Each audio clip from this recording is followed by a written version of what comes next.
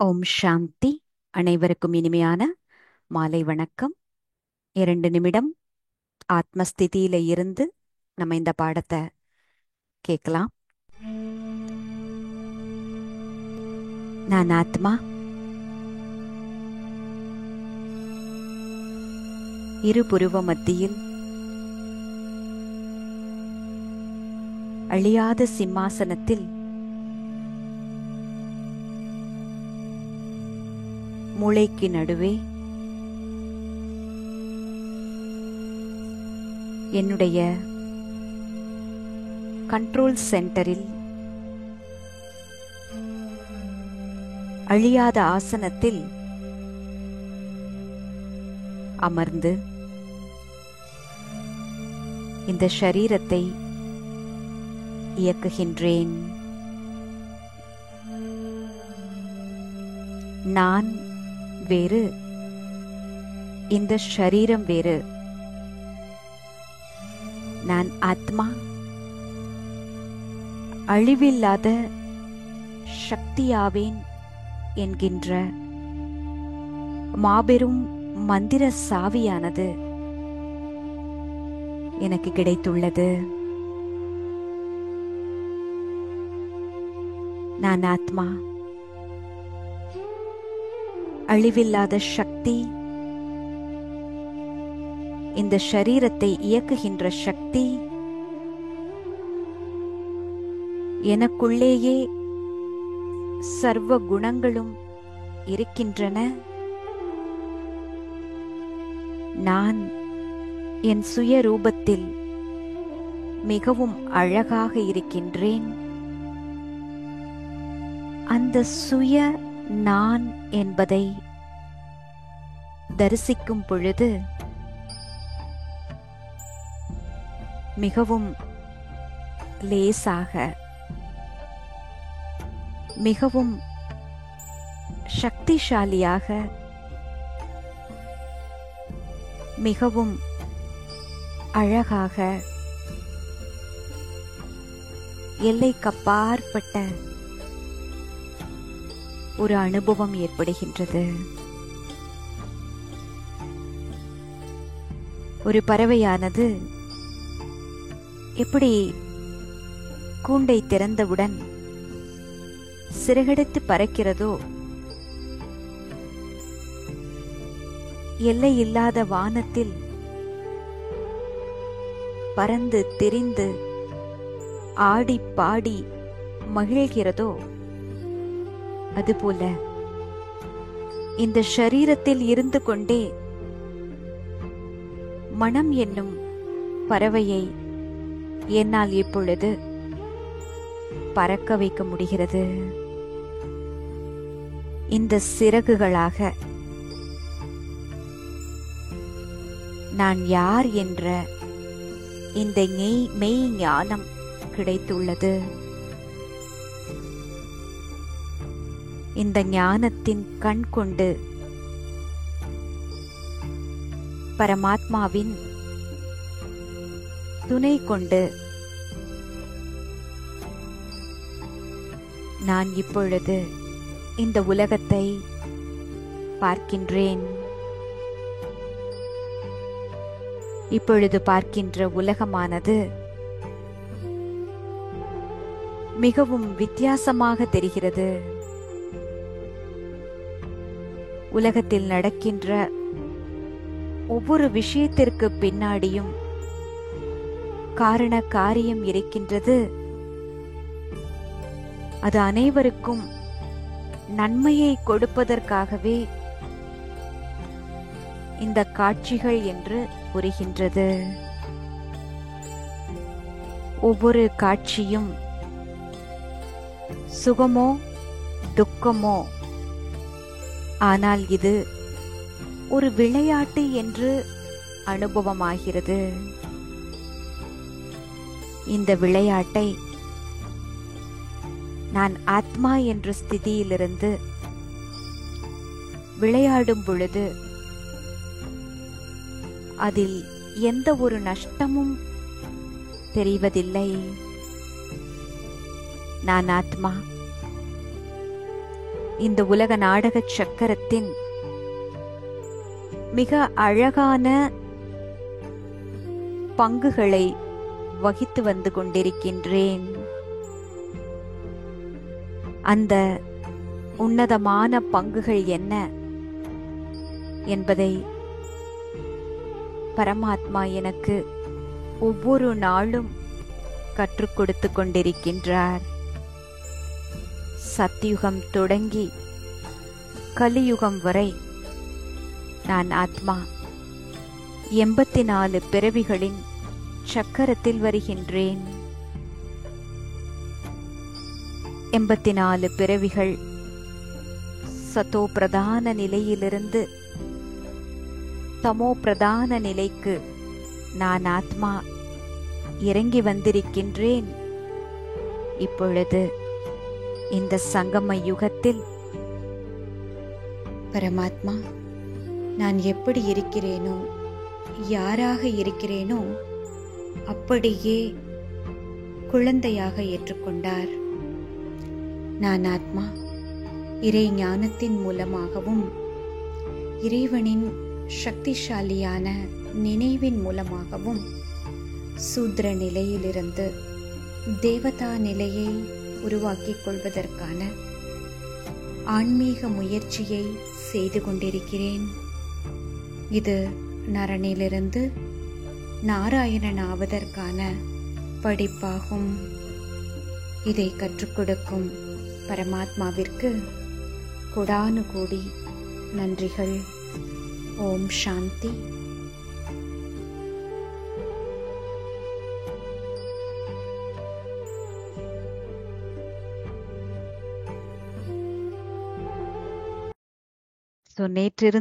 நேற்று முந்தா நாள் இந்த 2 நாட்களாக துவாபர யுகத்தினுடைய மாபெரும் ரகசியங்களை சிஸ்டர் புரிய வச்சாங்க. தர்மஸ்தாபகர்கள் எப்படி வந்தாங்க? ஒவ்வொரு தர்மஸ்தாபகர்களும் ஒரு ஆத்மாவின் சரீரத்தில் இன்னொரு புதிய ஆத்மா எப்படி பார்ட் ஏற்று நடக்கிறது. பிறகு அவர்கள் என்ன கான்செப்டை கொண்டுட்டு வந்தாங்களோ, அதாவது இந்த சங்கம யுகத்துல அவர்கள் பிரம்மகுமாரிகளினுடைய இணைப்புல வந்து பரமாத்மாவினுடைய இந்த ஞானத்தை எவ்வளவு கிரகிச்சாங்களோ அதனுடைய விஷயங்கள் எல்லாம் அவர்களுக்கு அனுபவமாகுது. சோ அப்ப இந்த சங்கம யுகத்துல எல்லாருமே, எல்லா தர்ம பிதாக்களும், அதாவது அது கிரைஸ்ட் ஆத்மாவாக இருக்கட்டும், இல்ல புத்த ஆத்மாவாக இருக்கட்டும், எந்த ஆத்மாவாக இருந்தாலும் இப்பொழுது அவர்களும் இந்த ஜனன மரண சக்கரத்துல கீழே இறங்கி தன்னுடைய தமோ நிலைய அடைஞ்சிருக்கணும். பரமாத்மாவின் வருகையானது உலகத்தில் இருக்கிற எல்லா ஆத்மாக்களுக்கும் அவரவர்களுக்கு தேவையான விஷயத்தை கொண்டு சேர்க்கும். ஏன்னா பரமாத்மா அப்படிங்கும் பொழுது அவர் எல்லா ஆத்மாக்களினுடைய தந்தை இல்லையா? அப்ப எல்லாருக்குமே ஏதாவது கொடுக்கறதுக்கு தான் வருவாரு. ஆனா அது நாம எந்த நிலையிலிருந்து, அதாவது நம்மளுடைய இந்த நாடக சக்கரத்துல எங்க நாம ஃபர்ஸ்ட் அடி எடுத்து வைக்கிறோம், அதற்கு தேவையான விஷயத்த நாம இப்போ பரமாத்மா கிட்ட இருந்து பெற்றுக்கொள்வோம். ஸோ இந்த ரகசியம் நேத்து முந்தா நாள் கிளாஸ்கள்ல உங்களுக்கு நல்லா விளங்கி இருக்கும். அதுல ஏதாவது டவுட் இருக்குதா? ஸோ இன்றைக்கு பாருங்க, இந்த ராமாயணம் மகாபாரதம் அப்படின்ற மாபெரும் இதிகாசங்கள் நமக்கு வழங்கப்பட்டிருக்கிறது. சிஸ்டர் கூட ஒரு முறை சொன்னாங்க, துரியோதனன் துக்ஷாதனன் அப்படின்னு எல்லாம் பேர் வச்சிருக்காங்களே, எந்த தாயாவது அப்படி பேர் வைப்பாங்களா? அந்த பேர்லயே எவ்வளவு கடினமான பொருள் இருக்குது. யாராவது துஷ்சாதன், துரியோதன், அதாவது தீய குணம் படைத்தவன் அப்படின்ற மாதிரி பேர் வைக்க முடியுமா சொல்லுங்க? அப்ப இதெல்லாம் எதை குறிக்கிறது அப்படின்னா, இந்த இதிகாசங்களுக்கு பின்னாடி நிறைய ஆழமான ஆன்மீக ரகசியங்கள் புதைஞ்சிருக்கு. அத மக்களுக்கு அந்தந்த காலகட்டத்துல கொண்டு சேர்க்கணும் அப்படிங்கிறதற்காக தானே சொல்லப்பட்டிருக்கிறே தவிர அவை எல்லாமே கதைகள்தான் அப்படின்ற விஷயத்த நமக்கு தெளிவாக்குனாங்க சிஸ்டர். பாருங்க, திருக்குறள் திருக்குறளை பற்றி நிறைய விளக்கங்கள் நமக்கு இப்ப நிறைய வெப்சைட்ஸ்ல கிடைக்கும். உதாரணத்துக்கு நான் ஒரு திருக்குறள் பார்க்கறேன். கற்றதினால் ஆய பயனென்கொள் வாளறிவன் நற்றாள் தொழார் எனின். ஸோ இதற்கு சாதாரணமா வரதராசனாருடைய விளக்கம், கலைஞருடைய விளக்கம், சாலமன் பாப்பையா அவர்களினுடைய விளக்கம், இப்படிதான் மூணும் இருக்கும்.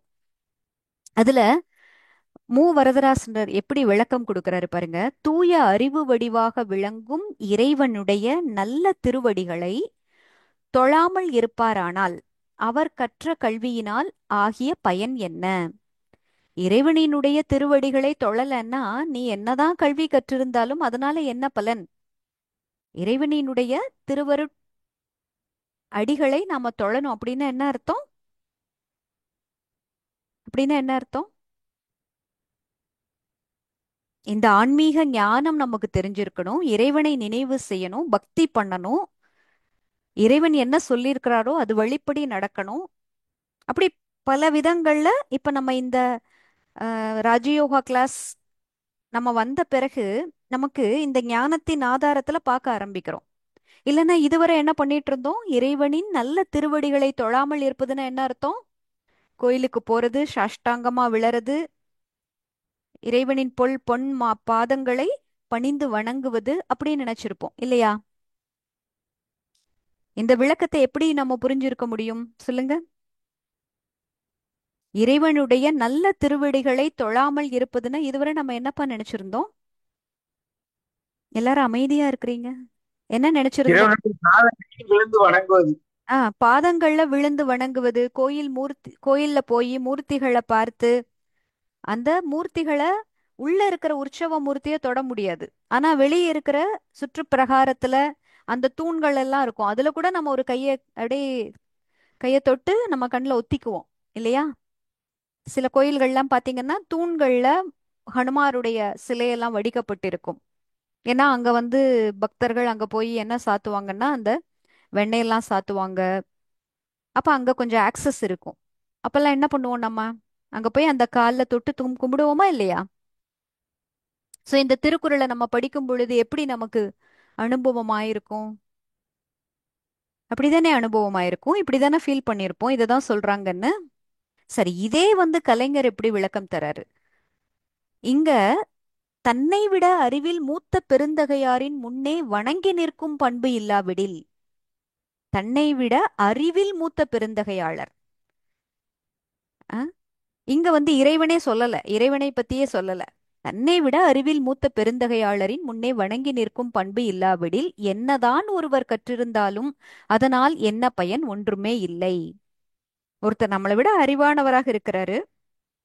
அந்த அறிவு இருக்கிற ஒருத்தர் முன்னாடி நாம கொஞ்சம் பணிவோடு பண்போடு இருந்து அவங்க கிட்ட நல்ல விஷயங்களை கத்துக்கணும். அந்த பண்பு இல்லைன்னா எவ்வளவுதான் பெரிய படிப்பு படிச்சிருந்தாலும் அதனால பலன் ஒன்றும் இல்லை. இது கடவுள் வாழ்த்துல வர்ற ஒரு அதிகாரம். கற்றதனால் ஆய பயனின்கொள் வாலறிவன் நற்றால் தொழார் எனின் அப்படிங்கிறது. அதனால வரதராசனார் உண்மையிலேயே யார் ஒருவர் தூய அறிவு வடிவாக விளங்க முடியும் சொல்லுங்க? இந்த உலகத்துல இந்த சிருஷ்டியில நம்ம பார்த்துக்கிட்டு தான் இருக்கணும். சத்தியுகம் தொட்டு கலியுகம் வரை என்ன பார்த்துட்டு இருந்தோம்? ஆன்மீகத்துல அறிவு மிகுந்தவர்களையும் பார்த்தோம், அறிவியல்ல அறிவு மிகுந்தவர்களை பத்தியும் நாம படிச்சிருக்கிறோம். சோ நேத்து கூட சிஸ்டர் சொன்னாங்க இல்லையா, ஒரு யானைய கண்ணை கட்டிக்கிட்டு இல்ல பிளைண்டா இருக்கிறவங்க ஒரு யானைய தொட்டு பாக்குறாங்க. தும்பிக்கையை தொட்டு பாக்குறவங்களுக்கு யானை இப்படிப்பட்ட தோற்றம், வாலை தொட்டு பாக்குறவங்களுக்கு யானை இப்படிப்பட்ட தோற்றம், காதை தொட்டு பாக்குறவங்களுக்கு முறம் போல காது இருக்கு, அப்ப யானை இப்படிப்பட்ட தோற்றம். எல்லாரும் அவங்கவங்க தொட்டு பார்த்ததை சொல்றாங்க. முழுமையான அறிவு யாருக்காவது இருந்ததா? ஆன்மீகத்துல பாத்தீங்கன்னா யாருக்காவது இருந்ததா? யாரையாவது ஞான கடல்னு சொல்ல முடியுமா? யாரெல்லாம் நமக்கு அவரவர்களினுடைய அனுபவங்களையும் ஆன்மீக அறிவையும் சொன்னாங்களோ அவங்களுக்கு குரு இருந்தாங்களா? அவங்க எங்கேயாவது போய் வேத சாஸ்திரங்களை கற்றுட்டு வந்தாங்களா? ஏதாவது அவங்களுக்கு ரெஃபரன்ஸ் இருந்ததா? எப்படிப்பட்டவர்களாக இருந்தாங்க? ரிஷிகள், முனிகள், மகான் ஆத்மாக்கள், நம்ம பார்த்த எல்லாரும் பாத்தீங்கன்னா ஏதாவது ஒரு வேத சாஸ்திரத்தை கற்றிருப்பாங்க. ஏதோ ஒரு குருகுலத்துல அவங்களுக்குன்னு குரு இருந்திருப்பாங்க. இல்லைன்னா அவர்கள் துவாபர யுகத்துல புதிதாக பரந்தாமத்திலிருந்து வந்த, அதாவது இந்த சங்கம யுகத்துல பரமாத்மாவின் வருகையின் போது என்ன பெற்றார்களோ என்ன கற்றார்களோ அந்த சமஸ்காரத்தோட போயிட்டு அவர்கள் தான் அறிந்ததை சொன்னபவர்களாக. இப்படித்தானே பார்த்தோம். இந்த விஷயம் எல்லாம் புரியுதுங்களாப்பா? ஏன்னா இது ரொம்ப ஆழமான ரகசியம். இதை நம்ம நல்லா தெளிவா புரிஞ்சாதான் நமக்கு கன்ஃபியூஷன் பின்னால வரவே வராது. இப்ப இந்த சிருஷ்டி சக்கரம்ன்ற பாடம் போயிட்டு இருக்கு. சத்தியுகத்துல ஆரம்பிச்சு இப்ப நம்ம துவாபர யுகம் வரை வந்திருக்கிறோம். இந்த போன ரெண்டு கிளாஸ்கள்லயும் துவாபர யுகத்துல நிறைய தர்ம பிதாக்கள் வர்றாங்க. ம். அந்த தர்ம பிதாக்கள் எப்படி ஒரு உடல்ல அவதாரம் செஞ்சு அந்த விஷயங்களை எல்லாம் கற்றுக் கொடுக்கிறார்கள். அவர்களுடைய கொள்கைகளை அவங்களுக்கு என்ன டச் ஆனுச்சோ அதை பரப்புறாங்க. ஆனா அந்த ஞானம் கூட எங்கிருந்து கிடைத்தது? இப்பொழுது இந்த சங்கம யுகத்துல அவர்கள் பரமாத்மா கிட்ட இருந்து கிடைச்ச அந்த ஞானம். நேத்து முந்தா நாள் 2 நாள் கிளாஸ்ல சிஸ்டர் அதை தான் ரொம்ப தெளிவா விளங்கப்படுத்தினாங்க. அப்ப அந்த ஆத்மா பரந்தாமத்திலிருந்து ஃபர்ஸ்ட் வரும்போது அது தன்னுடைய சரீரத்தை எடுக்கல. ஏற்கனவே அந்த உலகத்துல வாழ்ந்த ஒருத்தரோட சரீரத்துக்குள்ள நுழைந்து இந்த பாயிண்ட்ஸ் எல்லாம் சொல்லுது. உதாரணத்துக்கு பாத்தீங்கன்னா புத்தரோட எல்லா கொள்கைகளும் கோட்பாடுகளும் பார்த்தீங்கன்னா கர்ம விதியினுடைய ஆதாரத்துல இருக்கும். பாருங்க, நம்ம என்ன படிச்சோம்? ஆசையே துன்பத்திற்கு காரணம். அப்படி ஆசையோட விஷயத்த பத்தி சொல்லியிருப்பாரு. நல்ல வாழ்க்கை, நல்ல அறிவு, நல்ல ஞானம், அந்த மாதிரி நல்ல நல்லன்னு சொல்லிட்டு 8 9 விஷயங்கள் இருக்கும். எனக்கு சரியா ஞாபகம் இல்ல. புத்தரோட கோட்பாடுகள் பாத்தீங்கன்னா அந்த நல்ல ரத்தினங்கள்னு சொல்லப்பட்டிருக்கும். இந்த நல்ல வாழ்க்கை, நல்ல ஞானம், நல்ல அறிவு, அந்த மாதிரி நல்ல நல்லன்னே வரும். நான் அடுத்த கிளாஸ்ல கூட உங்களுக்கு நான் அதை சொல்றேன். அதே பாத்தீங்கன்னா இஸ்லாம் மதத்துல அந்த உருவ வழிபாடுங்கிறது இருக்கக்கூடாது, இறைவன் ஒருவர் தான் அப்படின்ற பாயிண்ட்ல நிலைநிறுத்தப்பட்டிருக்கும். இந்து தர்மம் அப்படிங்கிறது என்னங்கிறதையும் பத்தி சொன்னாங்க. இந்து அப்படிங்கிறது ஒரு தர்மமே கிடையாது. எப்படி நேத்து சொன்னாங்க இல்லையா? சைனால இருக்கிறவங்கள சைனீஸ்னு சொல்லுவாங்களே தவிர சைனீஸ் தர்மத்தை சார்ந்தவர்கள்னு சொல்ல முடியாதுல்ல. சைனால இருக்கிறவங்க பெரும்பாலும் புத்த மதத்தை தழுபவர்களாக இருப்பாங்க, இல்லைன்னா கிறிஸ்துவ மதத்தை தழுவுபவர்களாக இருப்பாங்க. ஆனா ஏன் இந்தியால வாழ்ந்தவர்களை மட்டும் இந்துக்கள்னு சொன்னாங்க? ஏன்னா இண்டஸ் வேலி, சிந்து சமவெளியில அவங்க இருந்தாங்க. அவங்கள இந்து இந்து இந்தியர்கள் அப்படின்னு சொல்லிட்டு பின்னாள்ல அதையே மதமாக ஆக்கிட்டாங்க.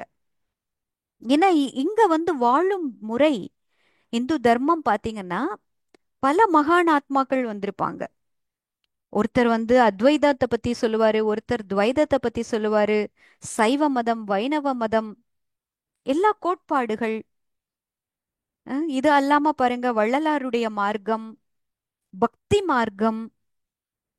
ஆரம்பத்துல பாத்தீங்கன்னா வேதங்கள், உபனிஷதங்கள் அது எல்லாம் சமஸ்கிருத மொழியில சொல்லப்பட்டிருந்தது. அப்ப அதை பத்தி புரியல நிறைய பேருக்கு. அப்ப அதெல்லாம் கொஞ்சம் எளிமைப்படுத்தி உபனிஷதங்கள் வந்தது. அதுக்கப்புறம் என்ன வந்தது? இதிகாசங்கள் வந்தது. ஏன்னா எல்லாமே ஒரு ஹிம்ஸ் மாதிரி, ஒரு ஸ்லோகம் மாதிரி. இப்ப இப்போ ஒண்ணுமே கிடையாது. கீதையே நம்ம படிக்கிறோம், கீதையில ஸ்லோகங்களா இருக்குது. அப்ப அந்த ஸ்லோகங்களை உடைச்சு பிரிச்சு அதற்கான பொருள் சொன்னாதானே நமக்கு புரியுது. அதே மாதிரி நம்ம செய்யுள்லாம் நிறைய படிச்சிருப்போம். அந்த செய்யுளுக்கு விளக்க உரை நம்ம அந்த ஸ்கூல்ல படிச்சது ஞாபகம் இருக்கா? கோனார் அப்படின்ற ஒரு கைடு இருக்கும். அந்த கோனார் கைடு இல்லைன்னா நம்மளால எதுவுமே பாஸே பண்ணியிருக்க முடியாது. சோ என்ன செய்யுள் இருந்தாலும் அதற்கான ஒவ்வொரு பொருள், ஒவ்வொரு வார்த்தைக்கான பொருள், அதாவது ஒண்ணு சொல்லினுடைய பொருள், உன்னோடு அதற்கு பின்னால் சொல்லப்பட்ட காரணம். அதாவது ஒண்ணு இலக்கணம், இலக்கணமாக புரிந்து கொள்வது. அதே மாதிரி ஒவ்வொரு வார்த்தைக்கும் விளக்கம், அதாவது பொருள், மீனிங் மட்டும். ஆனா அந்த மீனிங்கோட புரியும் ஒரு சொற்றொடர் இருக்கும் பொழுது அதற்கு என்ன விளங்க வைக்கிறாங்க.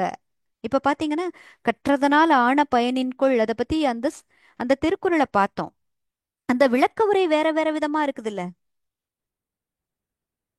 அப்போ ஒரு செய்யுளோ இல்ல ஒரு ஸ்லோகமோ இல்ல ஒரு வேத சாஸ்திரமோ, அதில் சொல்லப்பட்ட விஷயங்கள் அந்தந்த அறிவுக்கு என்ன எட்டுமோ அதை தான் நம்மளால கிரகிக்க முடியும்.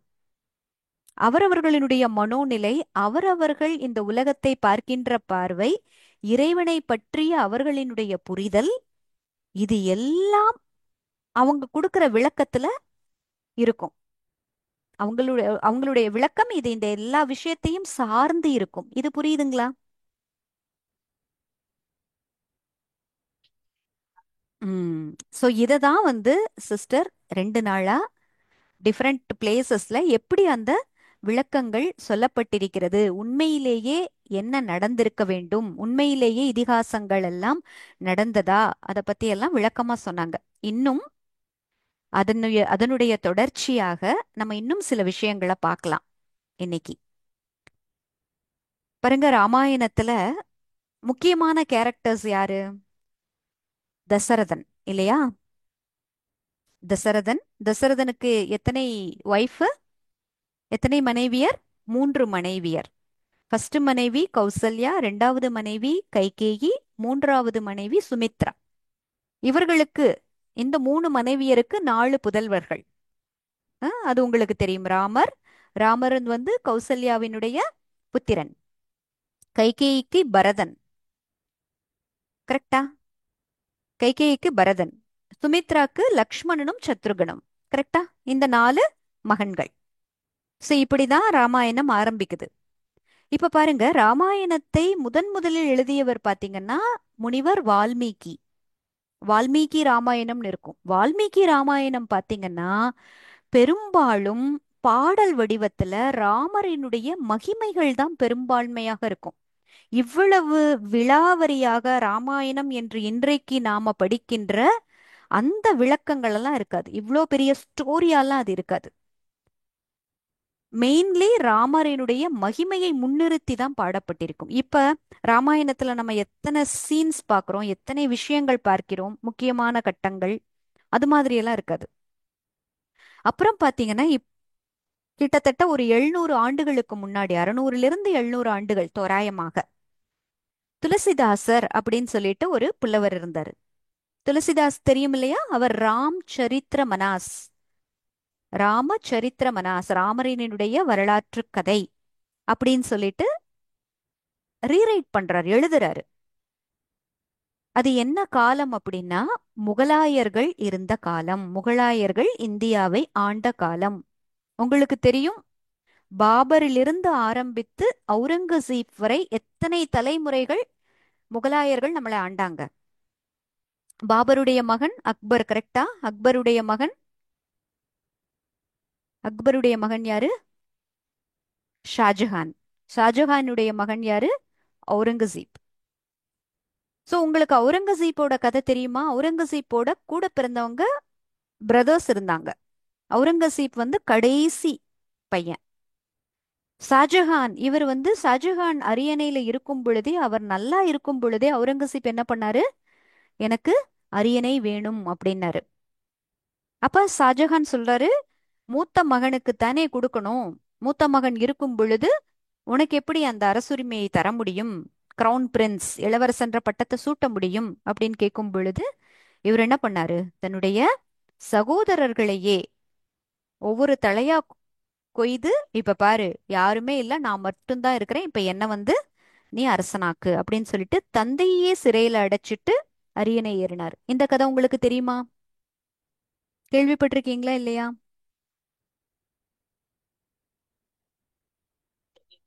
ம். சோ அப்ப கேள்விப்பட்டிருக்கேன் சார். ஆ அப்ப கொஞ்சம் யோசிச்சு பாருங்க, இமேஜின் பண்ணி பாருங்க. பாபரிலிருந்து ஆரம்பித்து ஷாஜஹான் வரை முகலாயர்கள் கிட்டத்தட்ட இந்தியாவினுடைய பெரும் பகுதியை ஆண்ட காலம். இந்தியா எப்படி இருந்தது, பாரதம் எப்படி இருந்தது, ஆன்மீக வளங்களினால் நிறைந்திருந்தது, பண்பாடுகளினால் நிறைந்திருந்தது. ஒரு வீடு, ஒரு சமுதாயம், ஒரு நாடு அப்படின்னா எழுதப்படாத விதிகள், எழுதப்படாத கலாச்சாரங்கள், எழுதப்படாத மாரல் வேல்யூஸ் யாரும் சொல்லியே கொடுக்க வேண்டியதில்லை. அதெல்லாம் அவங்க ரத்தத்துல ஊறியே இருந்தது. அது இல்லாம நிறைய ஒரு தொன்மையான ஒரு பண்பாடு இருந்த ஒரு ஒரு பிரதேசம் இல்லையா? ஒரு சண்டை போடுறதா இருந்தாலும் கூட, போர் இருந்தாலும் கூட போருக்கான விதிகள் இருக்குது. அப்படி நம்ம நிறைய கதைகளை எல்லாம் பாத்தீங்கன்னா, மகாராணான்னு நினைக்கிறேன், மகாராணான்ற ஒரு ராஜா, அவரை பற்றி நம்ம அடுத்து விளக்கமா பார்க்கலாம். அவரை வந்து ஒரு சூழ்ச்சி மூலமாகத்தான் அவரை வந்து அந்த எதிரியினுடைய முகாமுக்கு வரவழைச்சு அவரை கொல்லுவாங்க. சோ இவர் என்ன நினைப்பாரு, நம்ம எப்படி போர் விதிகளை எல்லாம் நம்ம பின்பற்றுகிறோமோ, ஆயுதம் இல்லாமல் அடுத்த ஒரு இடத்துக்கு ஒரு சமரசம் பேசவோ, ஒரு நட்பு முறையில பேசும் பொழுதோ அவங்க நம்ம மேல ஆயுதத்தை செலுத்தக்கூடாது, வேறு எந்த தவறான விஷயங்களும் செய்யக்கூடாது, அப்படி நம்பிதான் போவாரு. அப்படி இந்திய மன்னர்கள் வந்து பாத்தீங்கன்னா, அததுக்கான ஒரு நியமம் இருக்குது, விதிமுறைகள் இருக்குது, அதுபடிதான் நடந்துக்குவாங்க. சந்தர்ப்ப சூழ்நிலைகளை தனக்கு சாதகமாக பயன்படுத்தி சூழ்ச்சிகள்ல ஈடுபட மாட்டாங்க. சோ அப்படி எந்த ஒரு கர்மமாக இருந்தாலும் அந்த கர்மத்திற்கென்று ஒரு தர்மம் இருக்கிறது, அந்த பதவிக்கென்று ஒரு தர்மம் இருக்கிறது. அதை ஃபாலோ பண்ணிட்டு வந்தவங்க. அப்படி அதனாலதான் இந்தியாவை என்ன சொல்றோம், தொன்மையான கலாச்சாரம் நிறைந்த, பண்பாடு நிறைந்த, ஆன்மீக வளங்கள் புதைந்த பாரத நாடு அப்படின்னு சொல்றோம்.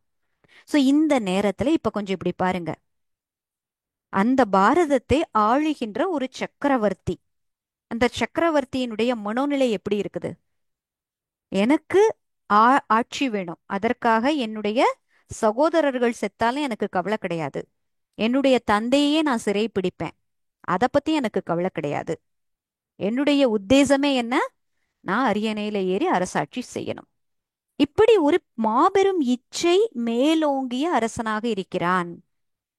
அப்ப எப்படி அவனுடைய ராஜ்யம் இருக்கும்? அரசன் எவ்வழி, மக்கள் அவ்வழி, அப்படித்தானே சொல்லப்பட்டிருக்கிறது. ஏன்னா இவங்க ஒரு பவர்ஃபுல் கேரக்டர், அவங்க கண்டிப்பா எல்லாருடைய மனதிலையும் ஒரு தாக்கத்தை ஏற்படுத்துவாங்களா, ஏற்படுத்த மாட்டாங்களா? என்ன நினைக்கிறீங்க? என்ன நினைக்கிறீங்க? ஏற்படுத்துவார்கள்.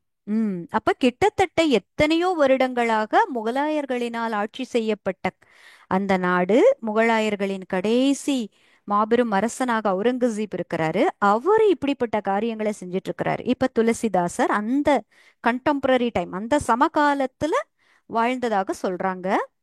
அப்ப அவர் என்ன எழுதுறாரு, ராமச்சரித்திர மனாஸ். அவரோட மனசுல என்ன அப்படின்னா, இப்பொழுது இந்த பாரத மக்களுக்கு நம்ம ஒரு அழகான ஒரு இதிகாசத்தை கொடுக்கணும், ஒரு அழகான கதையை கொடுக்கணும், அந்த கதையில அப்படிப்பட்ட வெயிட்டான கேரக்டர்ஸ் இருக்கணும், அந்த கேரக்டர்ஸ் மூலமாக இவர்களுக்கு ஒரு நல்ல விஷயத்த சொல்லணும், ரொம்ப ஆழமா சொல்லணும். அப்படின்னு அவர் நினைக்கிறாரு. இங்க ஒரு பக்கம் அவுரங்கசீப் தன்னுடைய சகோதரர்களை கொன்று தந்தையை சிறைப்பிடித்து அரியணை ஏறுறாரு.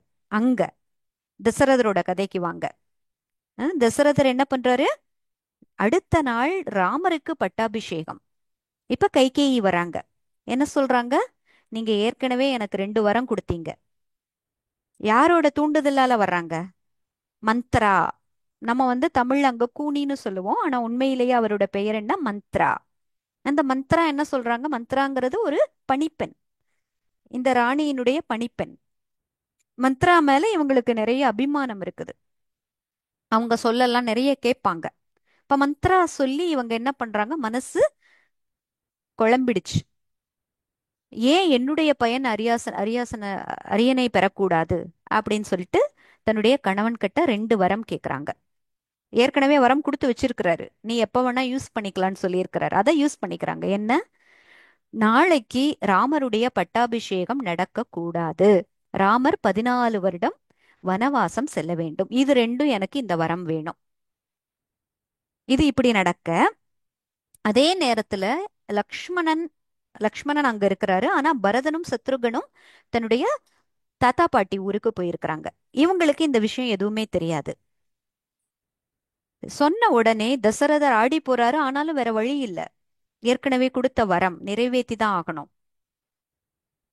தன்னுடைய மகன் கிட்ட சொல்றாரு. உடனே ராமர் கூச்சல் இல்ல, குழப்பம் இல்ல, எதுவும் இல்ல. அவருடைய திருவடிகளை பணிந்து நீங்கள் என்ன சொல்றீங்களோ அது மாதிரி செய்றேன். கைகேயி மேலேயும் கோபம் இல்ல. கிளம்பிடுறாங்க. லக்ஷ்மணன் தமையன் செல்கையில் எனக்கு இங்க என்ன எனக்கு வேலை? தமையனுக்கு சேவகம் செய்வதுதான் என்னுடைய தலையாய பணி. லக்ஷ்மணன் கிளம்புறாரு. ராமர் இருக்கின்ற இடம்தான் சீதைக்கு அயோத்தி. ராமர் வனவாசம் போகும் பொழுது எனக்கு என்ன இங்க வேலை? சீதையும் கிளம்புறாங்க. சோ இந்த கதை உங்களுக்கு தெரியும்.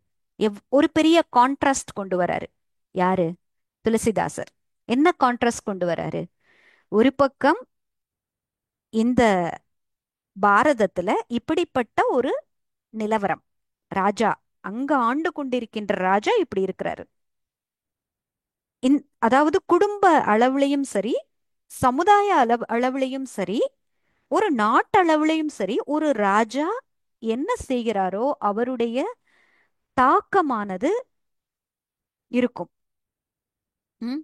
அப்ப இங்க ஒரு குடும்ப லெவல்ல இருந்து ஒரு கல்ச்சுரல் லெவல்ல, ஒரு சமுதாய லெவல்ல ஒரு இம்பாக்ட கொண்டுட்டு வர விரும்புறாரு. ஒரு குடும்பம்னு இருந்தா அந்த இடத்துல தந்தை என்ன சொல்கிறாரோ, அவர் காட்டுக்கே போக சொன்னாலும் மறுபேச்சு போகாம நான் ரெடி அப்படின்னு போறதுதான் தந்தைக்கு கொடுக்கின்ற மரியாதை. இது இப்படி நடந்துட்டு இருக்கு. இப்ப பரதனும் சத்ருகனும் வர்றாங்க. இவங்க காட்டுக்கு கிளம்பிட்டாங்க. விஷயமெல்லாம் தெரியுது. பரதன் என்ன பண்றாரு? பரவாயில்ல, கிடைச்சது சான்ஸ் அப்படின்னு அரியணையில ஏறி உட்காந்து ஆட்சி செய்யறாரா? கிடையாது. இது ராமர் ஆட்சி புரிய வேண்டிய ராஜ்யம். இந்த சிம்மாசனம் அவருக்குத்தான் சொந்தம் அப்படின்னு சொல்லிட்டு அவர் என்ன பண்றாரு? அவருடைய காலணிகளை சிம்மாசனத்துல வச்சுட்டு இவர் ஒரு சேவகனை போல நாட்டை நடத்துறாரு. அப்ப அங்க தலையை கொன்ற அவுரங்கசீப் எங்கே? இங்கே காலணிகளை வைத்து தன்னை ஒரு சாதாரண ஒரு வேலையாள் போல, அரசு சுகபோகங்கள்லாம் அனுபவிக்காம ஒரு வேலையாள் போல அந்த அரசாங்கத்தை நடத்துற பரதன் எங்கே? சோ இந்த கான்ட்ராஸ்ட துளசிதாசர் காமிக்க விரும்புறாரு. சோ இது ஒரு என்ன சொல்றது, ஒரு கல்ச்சுரல், ஒரு பண்பாடு ரீதியில நம்மளுடைய குடும்பம் அப்படிங்கிறது எப்படிப்பட்ட ஒரு கட்டமைப்பு, நம்மளுடைய பண்பாடு அப்படிங்கிறது பெரியவர்களை எப்படி மதிக்க வேண்டும், ஒரு விஷயத்தை எந்த அளவுக்கு பணிவோடு இருந்து செய்ய வேண்டும், குடும்பங்களுக்குள்ளே இருக்கின்ற ரிலேஷன்ஷிப், அந்த உறவுகள் எப்படிப்பட்டது, இதை உணர்த்துவதற்காக இந்த கதையானது இப்படிப்பட்ட ஒரு கோணத்துல சொல்லப்பட்டிருக்கிறது. அடுத்து அடுத்து ஆன்மீக ரீதியில ரொம்ப பியூட்டிஃபுல்லா இருக்கும். இந்த பேரெல்லாம் பாருங்க. அதற்கு பின்னாடியே இந்த ஆன்மீகத்துல என்ன சொல்ல வராங்க, ஸ்பிரிச்சுவல் ஆஸ்பெக்ட் ஆஃப் ராமாயணா நமக்கு விளங்கும். தசரத். தசரத் அப்படின்னா என்ன அர்த்தம்? 10 இந்திரியங்களை கொண்ட ரதம். தஸ்னா 10, ரத்னா உங்களுக்கு தெரியும். ரதம், ரதம்னா என்ன? இந்த சரீரம். இந்த ரதத்துல என்ன இருக்குது? 5 சென்ஸ் ஆர்கன்ஸ், 5 புலன்கள். அந்த புலன்களினுடைய விஷயங்கள். கண்ணுன்னா பார்க்கிற உணர்வு, காதுன்னா கேட்கின்ற உணர்வு, மூக்குன்னா நுகர்கின்ற உணர்வு. அப்ப இந்த 10 இந்திரியங்கள் உடைய இந்த ரதத்தில் வீற்றிருக்கின்ற ஆத்மா. தசரத்னா என்ன அர்த்தம்? 10 இந்திரியங்களை கொண்ட இந்த ரதத்தில் வீற்றிருக்கின்ற ஆத்மா. இப்படி பார்க்கணும். அவர்களுக்கு யாரு துணைவர்கள், துணைவிகள்? 3 ஒய்ஃப். ஃபர்ஸ்ட் யாரு? கௌசல்யா. கௌசல்யா அப்படின்னா குசல் அப்படின்னு, குசல்ன்ற வார்த்தையிலிருந்து தான் கௌசல்யான்னு வருது. அப்ப குசல் அப்படின்னா என்ன அர்த்தம்னா ரொம்ப திவ்யமான புத்தி அப்படின்னு அர்த்தம். டிவைன் இன்டலெக்ட், திவ்யமான புத்தி, ரொம்ப கிளியரான புத்தி அப்படிங்கிறதுக்கு தான் கௌசல்யான்னு சொல்லுவாங்க. அடுத்து 2வது ஒய்ஃப் பேர் என்ன? கேகேயி. நம்ம கைகேயின்னு சொல்றோம், உண்மையிலேயே கேகை. கே கே கே அப்படின்னா கேள்வி கேட்கறவங்க. மனசு என்ன பண்ணுது? ஆக்சுவலி மைண்டை ரெப்ரசன்ட் பண்ணுது. கைகேயின்னா மனம். அடுத்து சுமித்ரா.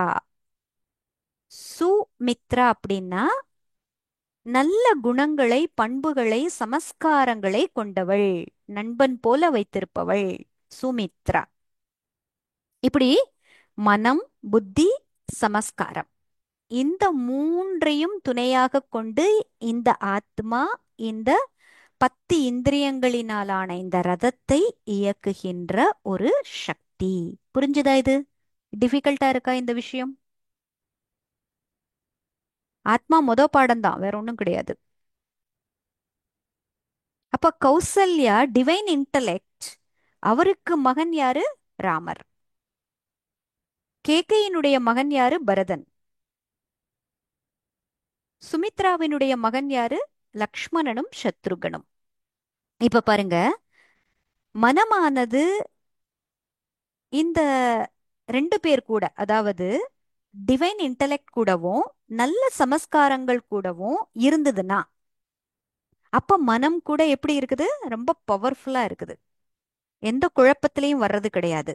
ஆனால் எப்பொழுது மனதில் ஆசை பீடிக்கின்றதோ, அங்கதான் அந்த மந்த்ராவை கொண்டுட்டு வராங்க. மந்த்ரா யாரு?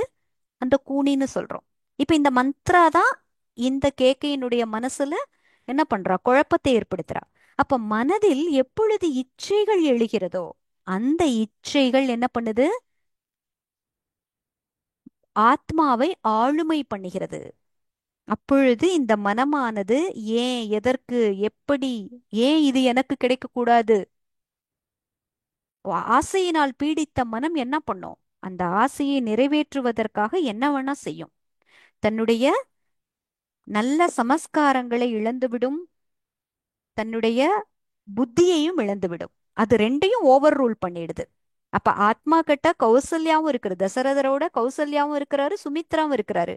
ஆனால் மனமானது இச்சையினால் பீடிக்கப்படும் பொழுது அது ரூல் பண்ண ஆரம்பிச்சிருது. இதுதான் ஒவ்வொரு மனிதனினுடைய நிலை. So, இப்படி ஆன்மீகத்தினுடைய ஆழமான ஒரு விஷயத்தையும் தராரு. பாருங்க, ராமாயணத்துல நிறைய சீன்ஸ் இருக்கும். இப்ப 14 வருஷம் வனவாசம் போறாங்க. மாயமான் வருது. இப்ப யார் யார்? இப்ப பஞ்சவட்டி அப்படின்ற ஒரு குட்டில் அமைச்சு அதுல ராமர், லக்ஷ்மணன், சீதை 3 பேருமே அங்க இருக்கிறாங்க. ஒரு முறை என்ன ஆகுது? சீதை ஒரு கோல்டன் டீர், பொன் மானை பாக்குறாங்க. இப்ப பொன் மானை பார்த்த உடனே இவங்க மனசுக்குள்ள ஆசை வருது. பாருங்க, எல்லாமே ஒரு ஆன்மீகத்துல பார்க்கணும். இப்ப இந்த சீதை யாருங்கிறத நான் சொல்றேன். இந்த சீதை இப்ப யார பாக்குறா? இந்த மாயமானை பாக்குறா. இந்த மாயமான் யாரு? ராவணனினுடைய தமையன் மாரீஷன். மாரீஷன் தான் ஒரு அழகான உருவமுள்ள ஒரு மானாக சீதை முன்னாடி அந்த கவர்ற மாதிரி போறான். இப்ப இந்த அம்மா என்ன சொல்றாங்க? எனக்கு இந்த மாயமான் வேணும். ராமர் சொல்றாரு, இந்த மாதிரி நான் பார்த்ததே இல்லை இந்த காடுல, கொஞ்சம் வித்தியாசமா இருக்கு. பேசவே விடல இந்த அம்மா. நம்ம இந்த மாயமான நம்ம குட்டிலுக்கு கூட்டுட்டு வந்துடலாம். so that நம்ம 14 வருஷம் முடிச்சிட்டு அயோத்தி திரும்பும் பொழுது இந்த மானோட போலாம். நம்ம ராஜ்யத்தையே அலங்கரிக்கிற மாதிரி இருக்கும். இப்படி நம்ம எங்கேயுமே பார்த்ததில்ல, நீங்க போங்க. ராமர் அனுப்பிச்சு வச்சிடுறா. ராமர் போறாரு. கொஞ்ச நேரத்திலேயே மாரீசன் அப்படின்னு தெரிஞ்சிருது. மாரீசனை இவர் வதம் பண்றாரு. ஆனா அந்த மாரீசன் என்ன பண்றான்? ராமா ராமனுடைய குரல்ல என்ன காப்பாத்து காப்பாத்துன்னு கத்துறான். இது சீதைக்கு கேக்குது. இப்ப சீதை என்ன சொல்றா லக்ஷ்மணன் கிட்ட? பாரு, தமையன் கஷ்டத்துல இருக்கிறான், அவன் கூக்குரல் விடுறான், நீ போய் என்னன்னு பாத்துட்டு வா அப்படிங்கிறாரு. ஆனா லக்ஷ்மணன் கிட்ட ராமர் என்ன சொல்லிட்டு போயிருக்கிறாரு? நீ சீதையாரை பத்திரமா பாத்துக்கோன்னு சொல்லிட்டு போறாரு. இவரு சொல்றாரு, இல்ல, தமையனினுடைய கட்டளை உங்களை தனியா விட்டுட்டு வரக்கூடாதுன்னு. உடனே சீதை என்ன வார்த்தை உபயோகிக்கிறாங்க? தமையன் இல்லாத நேரத்துல நீ இங்க தனியா இருந்து என்ன தவறாக உபயோகப்படுத்திக்குவ, என் மேல உனக்கு ஆசையா? தமையன் செத்து போயாச்சுன்னா உனக்கு அது நல்லதா போயிடுமா அப்படின்னு கோவமா சொல்றாங்க. ஆ, உடனே இவர் என்ன பண்றாரு? என்ன போடுவாரு? லக்ஷ்மண் ரேகா. தெரியும் இல்லையா? அந்த குடில சுத்தி ஒரு கோடு கிழிப்பாரு. அந்த கோடை கிழிச்சிட்டு என்ன சொல்றாரு? எந்த காரணத்தை கொண்டும் நீங்க இந்த கோட்டை தாண்டி வெளியே வரக்கூடாது. வேற யாராலையும் உள்ளேயும் வர முடியாது. எது நடந்தாலும் சரி, நீங்க இந்த கோட்டை மட்டும் தாண்டி வரக்கூடாது அப்படின்னு சொல்லிட்டு போயிடுறாங்க. சோ அதுக்கப்புறம் என்ன ஆகுது? ராவணன் ஒரு சாது போல வேடம் அணிந்து வரான். வந்து பவதி பிக்ஷாம் தேஹி அப்படிங்கிறான். இந்த அம்மா என்ன பண்றாங்க? ஒரு கூடை நிறைய பழங்களை கொண்டுட்டு வராங்க. சாதுவை என்ன சொல்றாங்க? நீங்க வந்து வாங்கிக்கோங்க அப்படிங்கும் பொழுது சாதுவுக்கு கோபம் வருது. நீ இங்க வந்து எனக்கு கொடுக்கறது தான் முறை. ம் அப்படின்னு சொல்லும் பொழுது வேற வழி இல்லாம வெளியே வர்றாங்க, மாட்டிக்கிறாங்க. கரெக்டா? இப்படித்தானே நடக்குது. இப்ப இத ஆன்மீகத்துல பாருங்க. அதாவது இந்த ராமர் அப்படிங்கிறத திரேதாயுகத்தினுடைய அரசராகிய ஃபர்ஸ்ட் அரசராகிய ராஜா ராமருக்கும் சொல்லுவாங்க. ஆத்மாவினுடைய ராமராகிய சிவ பரமாத்மாவையும் ராமர்னு தான் சொல்லுவாங்க. பாருங்க, நம்ம பக்தி பாடல்கள் எல்லாம் நிறைய யோசிச்சு உன்னிச்சு கவனிச்சோம்னா அந்த இடத்துல ராமர் அப்படின்ற நிறைய இடங்கள்ல சிவ பரமாத்மாவை சொல்வது போலவே அந்த பொருளோடு தான் இருக்கும். நீ உங்களுக்கு எல்லாம் தெரிஞ்ச பாட்டு ஆத்மா ராமா ஆனந்த ரமணா. ஆத்மா ராமா ஆனந்த ரமணா. கேள்விப்பட்டிருக்கீங்களா? அச்சுத கேசவ ஹரி நாராயண பவபயஹரணா வந்தித சரணா ரகுகுலபூஷண ராஜீவலோச்சன ஆத்மா ராமா ஆனந்த ரமணா. ஆத்மாவினுடைய ராமன், ஆத்மாவினுடைய தலைவன், ஆத்மாவிற்கு ஓய்வு கொடுக்கின்ற கம்ஃபர்ட் செய்கின்ற அந்த திலாராம் வேற யாரு? பரமாத்மாவை தவிர. அங்க ஆத்மான்னு வந்தாச்சுனாலே எல்லா ஆத்மாக்களுக்கும் அந்த கம்ஃபர்ட் கொடுக்கின்ற, அந்த இதயத்திற்கு மனதிற்கு ஓய்வு தருகின்ற ஒரே ஒருவர் அந்த திலாராம், அனைத்து ஆத்மாக்களின் ராமர் அந்த பரமாத்மா தான். இந்த விஷயம் புரியுதுங்களா? இந்த விஷயம் புரியுதுங்களா? எல்லாருக்கும் புரியுதா? கன்ஃபியூஷன் வருதா? திரேதாயுகத்தினுடைய ராஜாராம் வேற. ஓகே. திரேதாயுகத்தினுடைய ராஜாராமர் வேற, ஆத்மாக்களின் ராமராக இருக்கின்ற பரமாத்மா வேற.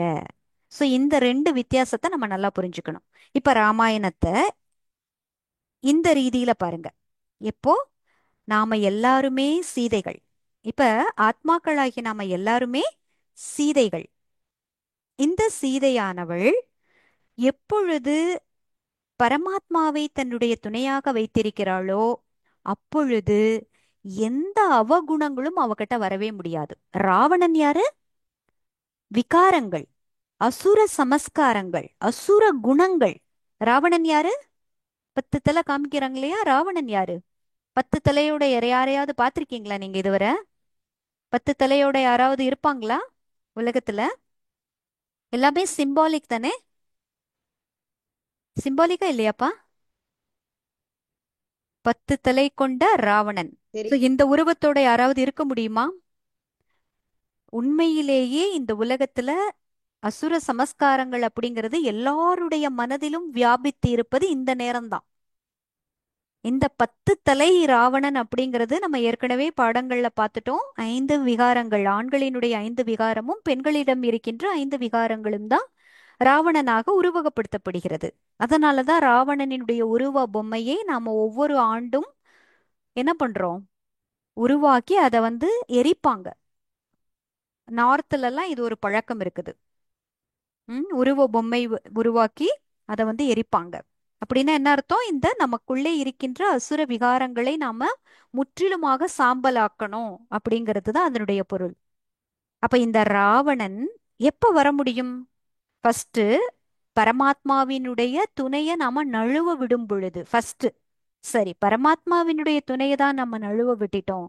ஆனா இப்ப லக்ஷ்மண் ரேகா, லக்ஷ் மன், இந்த பேரையே பாருங்களேன். லக்ஷ் அப்படின்னா லட்சியம், ஒரு நல்ல குறிக்கோள். ஆத்மாவினுடைய நல்ல லட்சியம் குறிக்கோள் அப்படின்னா என்ன அர்த்தம்? நமக்கென்று ஒரு கோட்பாடுகள் இருக்கிறது, நமக்கென்று வாழும் முறை இருக்கிறது. மனதை இந்த எல்லையை தாண்டி விடக்கூடாது.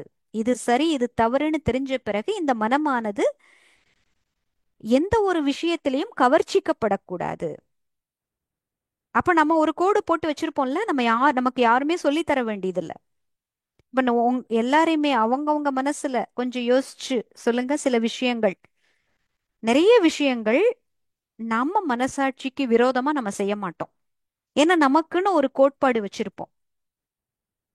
உதாரணத்துக்கு, நம்ம யாரிடமிருந்து நம்ம திருடக்கூடாது. பொய் கூட அப்ப கூட பேசிடுவோம். அப்ப இப்ப ஞா இந்த ஞானத்துக்கு வந்த பிறகு ஆன்மீகத்தை கடைபிடிக்கும் பொழுது ரொம்பவே நம்ம மனச ஒவ்வொரு விஷயத்தையும் யோசிச்சு பண்றோம். இல்லைன்னா கூட பொதுப்படையா யோசிச்சு பாருங்களேன். சில விஷயங்கள் என்ன ஒரு சூழ்நிலை வந்தாலும் நான் செய்ய மாட்டேன் அப்படின்னு சில கோட்பாடுகள் இருக்கும் இல்லையா? இப்ப கூட கோட்பாடுகள் இருக்குதா இல்லையா நம்ம எல்லாருக்குமே? என்ன சூழ்நிலையிலையும் கைய உயர்த்த மாட்டேன், என்ன சூழ்நிலையும் யாரையும் சபிக்க மாட்டேன், என்ன சூழ்நிலையிலையும் நான் திருட மாட்டேன், இந்த தொழிலை செஞ்சு நான் என் வயித்த வளர்க்கணும்னு இல்ல அப்படின்னு பெ- பெரிய கோட்பாடுகள், சில கோட்பாடுகள் நமக்கு இருக்கும். இதே ரீதியில பாத்தீங்கன்னா, எப்பொழுது நான் ஆத்மா அப்படின்ற உணர்வுல இருக்கிறேனோ அப்பொழுது எனக்கென்று இந்த கோட்பாடுகள் இருக்கும். இந்த மனமானது இந்த விஷயத்துல கவர்ச்சிக்கப்படக்கூடாது, இந்த பலகீனம் எனக்குள்ளே வந்துடக்கூடாது. அது ஆத்மா உணர்வுல இருக்கும் பொழுது ஆட்டோமேட்டிக்காக இந்த கோட்பாடுகளுக்குள்ளதான் இருப்போம். உதாரணத்துக்கு, நான் காலையில சீக்கிரமா எழணும், இறைவனினுடைய நினைவுல இருக்கணும், நல்ல உணவுகள் சாப்பிடணும், எந்த கெட்ட பழக்கங்களும் எடுத்துக்க கூடாது, எந்த தீயவர்களினுடைய நட்புல வரக்கூடாது. அப்படியே ஒரு பிசினஸ் நிமித்தமா ஒருத்தர் கூட நட்புல வந்தாலும் அவர்கள் என்ன சொன்னாலும் கேட்டுறக்கூடாது. இப்ப பிசினஸ் நிமித்தமா ஒருத்தரை நீங்க போய் மீட் பண்றீங்க. அப்ப அவரு உங்களுடைய நண்பரும் கூடன்னு கூட வச்சுக்கோங்களேன். அவங்க நீங்க வாங்க, ஒரு பார்ட்டிக்கு வாங்க, இன்னைக்கு ஒரு நாள் தானே, நீங்க என்னுடைய நண்பர், இத்தனை வருடமாக இந்த பிசினஸ்ல தொழில் நண்பராக நீங்க இருக்கிறீங்க, எங்க வீட்ல ஒரு கல்யாணம், நீங்க கண்டிப்பா கலந்துக்கணும், அந்த பார்ட்டில இருக்கணும். அப்ப இந்த மனசு பாருங்க கொஞ்சம் சஞ்சலமாகுது. பிசினஸ்ல நம்ம பார்ட்னரா இருக்கிறாரு இத்தனை வருஷமா, அப்படியே ரொம்ப கோலாகலமாக அந்த கல்யாணத்தை நடத்துறாரு. அப்படியே பெரிய செட்டெல்லாம் போட்டு, அஹ், ஏ- ரொம்ப படோபமாக ரொம்ப ஆடம்பரமா அங்க செய்றாரு. அப்படி பார்த்தாலே அப்படியே அந்த பாம்ப்னு சொல்லுவாங்க பாருங்க, ரொம்ப பிரம்மாண்டமா ஒரு விஷயத்த பார்த்த உடனே அங்க அவங்க செய்யறதெல்லாம் கரெக்டா தெரியும். ஆமா, ஒரு பெரிய கல்யாணம், 4 பேர் வருவாங்க, நிறைய பணக்காரங்க வருவாங்க, நிறைய சமுதாயத்துல அந்தஸ்து இருக்கிறவங்க எல்லாம் வருவாங்க. எல்லாருக்கும் ஏத்த மாதிரி ஒரு விஷயத்த நம்ம கொடுக்கணும். அந்த நேரத்துல போய் நான் இதை செய்ய மாட்டேன், அதை செய்ய மாட்டேன், இப்படி வர மாட்டேன், அப்படி வர மாட்டேன். ஒரு நாள் தானே, இவங்க நம்ம கூட எத்தனை வருஷமா பழகுறாங்க, நம்ம இன்னைக்கு ஒரு நாள் தானே. பாருங்க, அந்த மனசு அந்த கோட்பாடுங்களிலிருந்து அப்படியே விலக ஆரம்பிக்குது.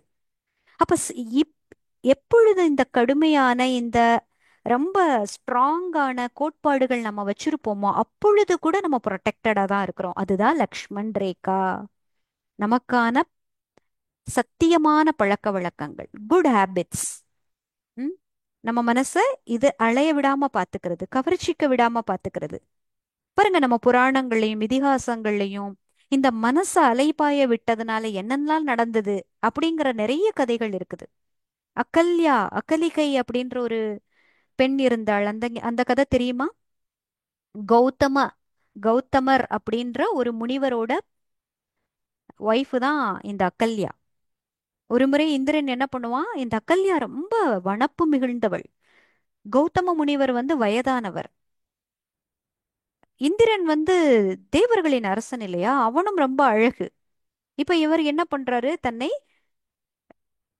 அவருடைய கணவன் போல, அதாவது கௌதம முனிவர் போல வேடம் அணிந்து அந்த வீட்டுக்கு வராரு, அந்த அம்மா கூட இருக்கிறாரு. ஆனா இந்த அம்மாவுக்கு சென்ஸ் ஆகுது இது என்னுடைய கணவன் அல்ல. ஆனா சென்ஸ் ஆனாலும் அந்த அந்த அழகுல ஏதோ ஒரு இதுல கவர்ந்திழுக்கப்பட்டு தவறு செய்றா. அப்ப கௌதம முனி வராரு, சாபம் கொடுக்கறாரு, நீ கல்லாயிடுவ. இந்த கதையெல்லாம் தெரியும். ராமருடைய பாதம் பட்ட பிறகுதான் அவங்க உயிர் வருது. அப்ப இந்த பலகீனம், மனதில் இருக்கின்ற இந்த பலகீனத்தை தான் மாயைன்னு சொல்லுவாங்க. இந்த மாயை என்ன பண்ணுது? கெட்ட விஷயத்தையெல்லாம் அந்த இடத்துல அழகா ஒரு ராயல் ரூபத்துல, ஒரு ஏமாற்றுகின்ற ரூபத்துல கொண்டுட்டு வந்து மனசை வந்து கவர்ச்சிக்கிடுது. அப்படிதான் மந்த்ரா என்ன பண்றா கைகேயிய.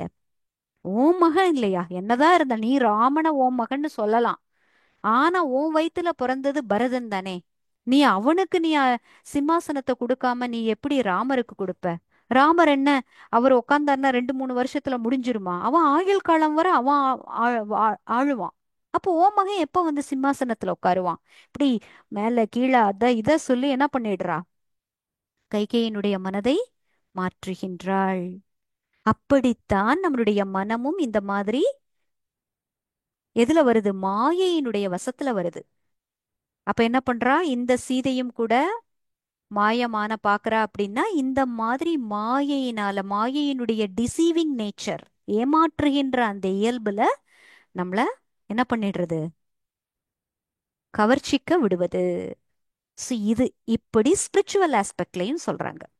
அடுத்து பாருங்க, மிக முக்கியமான ஒரு விஷயம். யாரு வந்து ராமருடைய சேனையில இருந்தாங்க சொல்லுங்க? ராமருடைய சேனையில யார் இருந்தாங்க?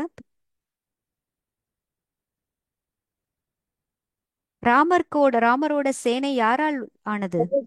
ஆஞ்சநேயர் சுக்ரீவன். ம் ஆஞ்சநேயர், சுக்ரீவன், அப்புறம் குரங்கு தானே. குரங்கு படை தான் வரும். எல்லாருமே குரங்குகள் தானப்பா. குரங்கு படை தானே. அந்த ராம் சேது ஆமா. என்ன சொல்றாங்க? கல்லுல ராம்னு எழுதி கடல்ல போட்ட உடனே அது மிதக்க ஆரம்பிக்குது. அதுக்கப்புறம் அந்த பாலத்தை கடந்து தான் அந்த பக்கம் போய் ராவணனை எதிர்கொள்றாங்க. சோ இந்த ஒரு விஷயத்தை மட்டும் பார்த்திடலாம், இதற்கு பின்னாடி எவ்வளவு ஆன்மீக விளக்கம் இருக்குது அப்படின்னு. பாருங்க, இப்ப எப்பொழுது ஆத்மாவானது தமோ பிரதானமா ஆகுதோ அப்பொழுது ஆத்மாவினுடைய புத்தி என்ன ஆகுதுன்னு சொல்லுவாங்கன்னா குரங்கு புத்தின்னு சொல்லுவாங்க. ஏன் அப்படின்னா, குரங்கு வந்து 5 விகாரங்கள்ல உச்சகட்டத்துல இருக்குமா குரங்குக்கு. உதாரணத்துக்கு இந்த அட்டாச்மெண்ட். இந்த குரங்கு ஒரு குட்டியை ஈன்றுச்சுன்னு வச்சுக்கோங்களேன், அது செத்தா கூட அது அப்படியே வச்சுக்கிட்டே இருக்குமா. அது இன்னொரு குட்டி ஈன்ற வரை அந்த அந்த குட்டியை வச்சுக்கிட்டே இருக்குமா. அவ்வளவு பற்று இருக்குமா. அதே மாதிரி குரங்கு பிடிக்கிறவங்க என்ன பண்ணுவாங்க தெரியுமா? ஒரு குடுவை மாதிரி இருக்கிற, அதாவது வாய் சின்னதா இருக்கிற ஒரு பாத்திரத்துல குரங்குக்கான உணவுகள் எல்லாம் போட்டுருவாங்களாம். இப்ப இது குரங்கு என்ன பண்ணும், கைய உள்ள விட்டுரும். ஆனா அந்த பொருளை எடுத்துட்டு க- வெளியே எடுக்கும் பொழுது அந்த கைய என்ன பண்ணணும், பொருளோட இருந்ததுன்னா அந்த வாய் வழியா கை வராது. கை உள்ள விடும் பொழுது குறுக்கி உள்ள விட்டுருவீங்க. வாய் சின்னதா இருந்தா பொருளை கையில பிடிச்ச பிறகு பெருசாயிடுது இல்லையா? அப்ப அந்த அதே வாய் வழியாக, அந்த பாத்திரத்தினுடைய வாய் வழியாக கை வராது. ஆனா இது என்ன, இதுக்கு அந்த பொருள் மீது இருக்கின்ற ஆசை. அந்த ஆசையினால சில குரங்குகள் கையை விட்டபடியே அப்படியே செத்துருமா. பசிங்கிறது கூட தெரியாம அந்த கை, எனக்கு இந்த பொருள் வேணுமே, இதை என் கையை எடுத்தா அது கிடைக்காதே அப்படின்னு சொல்லிட்டு உள்ள கையை விட்டுட்டு திங்காமையே சில குரங்குகள் செத்துரும். அப்படி குரங்குக்கான ஒரு குணம் இருக்குது, ஆசை.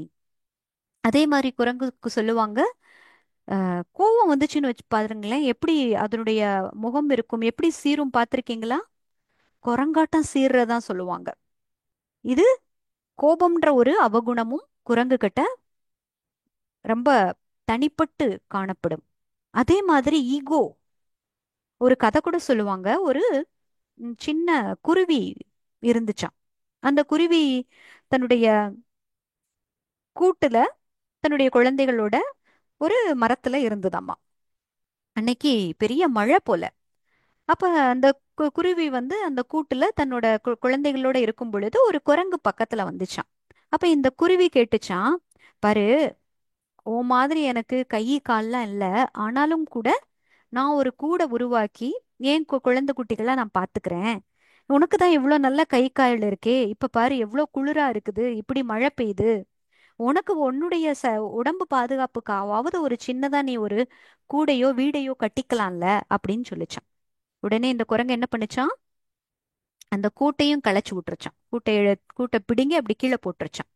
இது போல யார் ஒருத்தருக்கு அந்த ஈகோ சென்ட்ரிக்கா இருக்கிறாங்க, அகங்காரம் உள்ளவர்களாக இருக்கிறாங்க, அவங்களுக்கு நீங்க நல்லதை நினைச்சு அட்வைஸ் சொன்னா கூட அவங்க உங்களையுமே அழிப்பதற்கு துணிவாங்க.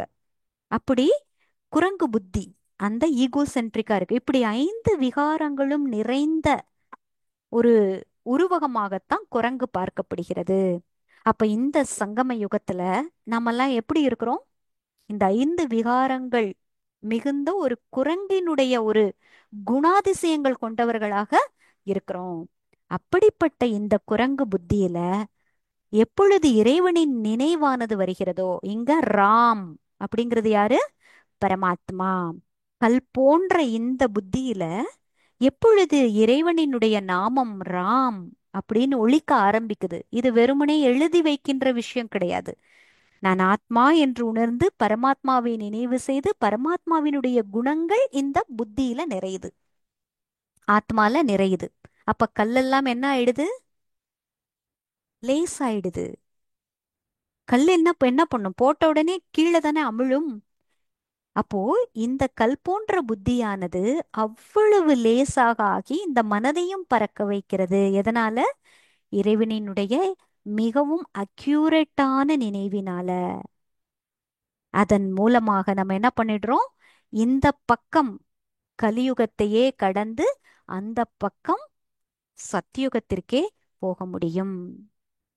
ஸோ இதுதான் ராமாயணம் உடைய நிறைய காட்சிகள், அந்த காட்சிகளுக்கு பின்னாடி இருக்கின்ற நிறைய ஆழமான கருத்துக்கள். ஓகேங்களா? புரிஞ்சுதா? ஸோ ராமாயணம் அப்படிங்கிறது என்னன்னு புரிஞ்சுதா? புரிஞ்சுது மேடம். ஓகே. ஸோ இப்படி இதிகாசங்களாகட்டும் புராணங்களாகட்டும் நமக்கு ஆழமான ஆன்மீக அறிவையும், ஒரு குடும்பத்துல எப்படிப்பட்ட ஒரு உறவு முறை இருக்கணும், நம்மளுடைய கலாச்சாரம் என்ன, நமது பண்பாடு என்ன, நாம் எப்படிப்பட்ட ஒரு ஆன்மீக வளம் நிறைந்த நாட்டுல இருக்கிறோம், நம்ம எப்படி வாழணும் அப்படின்ற விஷயங்கள், இப்படிப்பட்ட விஷயங்களை சொல்வதற்காகத்தான் வந்திருக்கு அப்படிங்கிறத இங்க இந்த கிளாஸ்ல சொல்லணுங்கிறதுக்காக தான் இந்த கதைகளினுடைய ஆன்மீக விளக்கங்களை இவ்வளவு தெளிவாக பார்த்திருக்கிறோம். இப்ப நம்ம ஒரு சின்னதா மெடிடேஷன் கமெண்ட்ரியோட இந்த கிளாஸை முடிச்சுக்கலாம். ஸோ இத்தனை கிளாஸ்ல உங்களுக்கு ஓரளவு நீங்களாவே நிறைய விஷயங்களை புரிஞ்சு வச்சிருப்பீங்க. அதற்கு இன்னும் வலு சேர்ப்பது போல நாம இன்றைக்கு ராமாயணத்தினுடைய ஆழமான ஆன்மீக பொருளை பார்த்திருக்கிறோம்.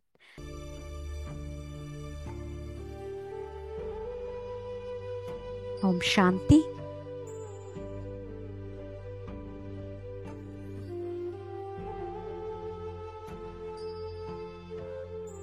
நான் ஆத்மா. இந்த கலியுகத்தில் ராவணனிடம் அகப்பட்ட சீதையாக இருந்தேன்.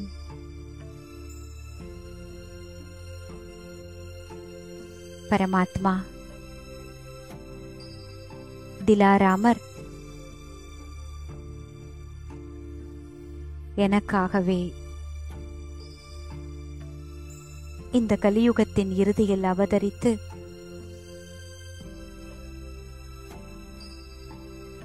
ராவணனின் சிறையில் அடைந்திருந்த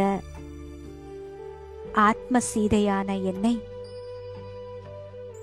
விடுவித்துக் கொண்டிருக்கின்றார். நான் ஆத்மா. என் மனதை என் வசம் வைத்திருப்பதற்கான சக்தியை பெறுகின்றேன். என் மனமானது எந்த விதமான அவகுணங்களின் சிறையில் அகப்பட முடியாது. மாயையானது எப்படி ஏமாற்றக்கூடிய ரூபத்தில் வருகிறது. இந்த ஏமாற்றும் ரூபமானது